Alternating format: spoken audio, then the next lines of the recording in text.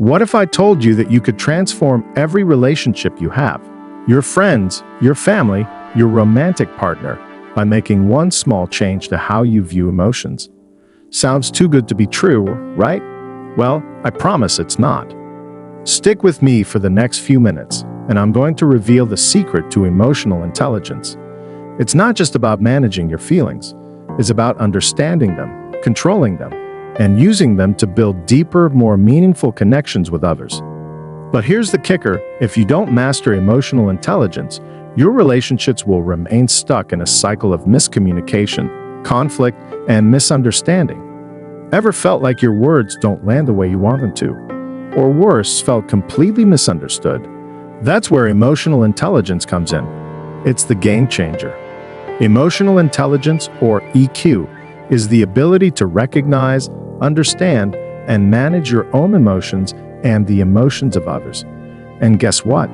This skill can either make or break your relationships, but most people never stop to think about it until it's too late. By the end of this video, you'll know how to identify and manage your emotions in real time, how to empathize deeply with others, and how to communicate in a way that strengthens every relationship you have. Intrigued? Let's get into it. 1. Knowing your emotions. The first step to emotional intelligence is knowing your own emotions. Let me ask you something. How often do you actually pause and think about what you're feeling? Most of us are walking around, reacting to life, without ever considering what's driving us underneath. Ever snapped at someone, only to realize later it was because you were stressed or anxious about something completely unrelated? Here's the thing: if you don't recognize and understand your emotions, they control you. Imagine making a decision based on fear, anger, or frustration. How many times has that come back to bite you? Our emotions are powerful, but they can work for us, not against us, but only if we become aware of them. I mean, we've all had that moment where you say something in the heat of the moment and think, did I really just say that? Yeah, me too. But I'm here to tell you that the solution is within your control. So how do we take control? The answer is self-awareness. And that leads me to the next essential step in building emotional intelligence. 2. Mastering emotional regulation. Once you know what you are feeling, the second critical step is to learn how to manage those feelings. It is not about stuffing your feelings. It's about selecting a response. When someone cuts you off in traffic, what is the first instinct? Probably to honk the horn and yell, right? Now let me ask you this. What happens when you let your emotions dictate your actions in moments like that? You risk damaging relationships, even with complete strangers. But what if you could choose a better reaction? What if you could stay calm, composed, and in control? I know it sounds like a superpower, but stay with me. I'm going to show you how to train your emotions so they don't run the show. Just wait for it.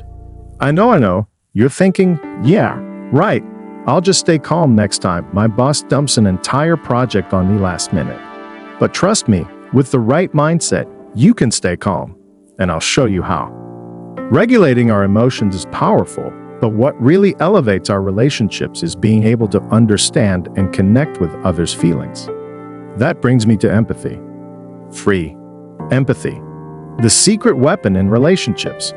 Empathy is one of the most powerful tools in emotional intelligence. It's the ability to not just understand how someone else feels, but to feel it with them.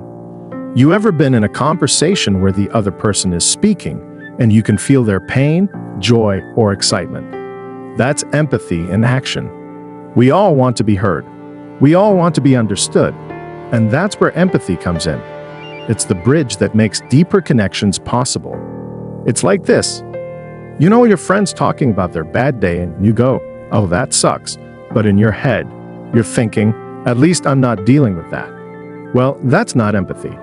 That's a sympathy check. But empathy, that's the next level.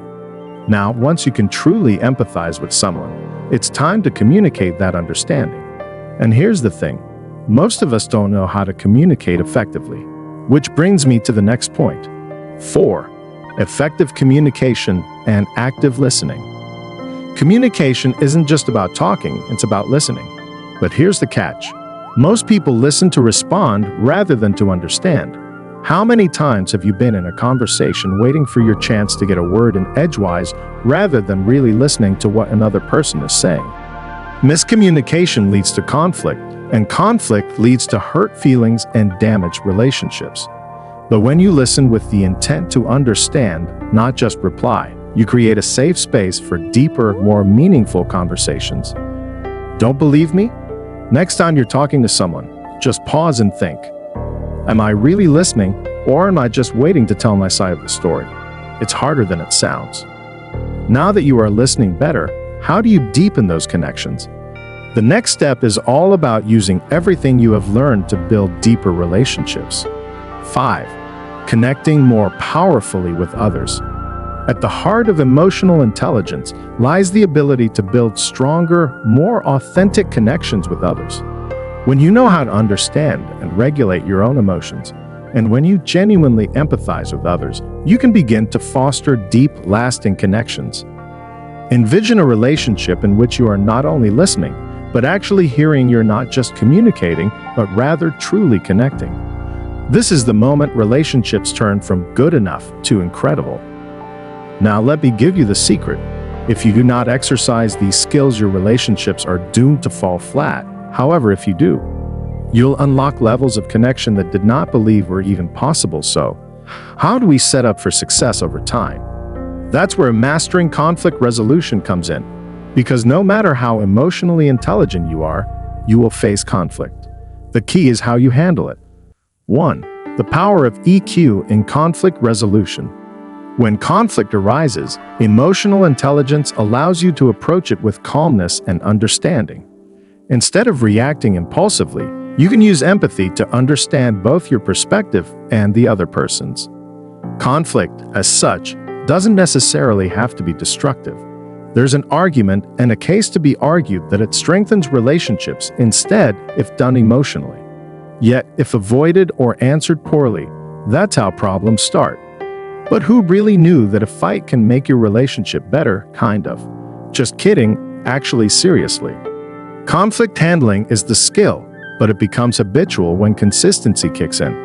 The last thing I want you to take away from me would be the significance of practice itself. 2. Consistency and practice. The root of mastery. Underscore emotional intelligence isn't some kind of quick fix-it.